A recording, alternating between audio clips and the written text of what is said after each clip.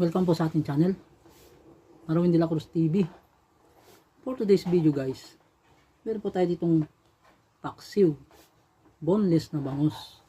Okay guys, meron ang palaya yan, luya, sibuyas, naglagay rin po tayo ng bawang at kamatis. Kain po tayo. Ilabay na natin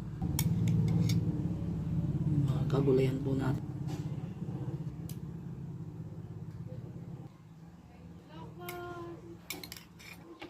Ayan. Talong. Ang palaya.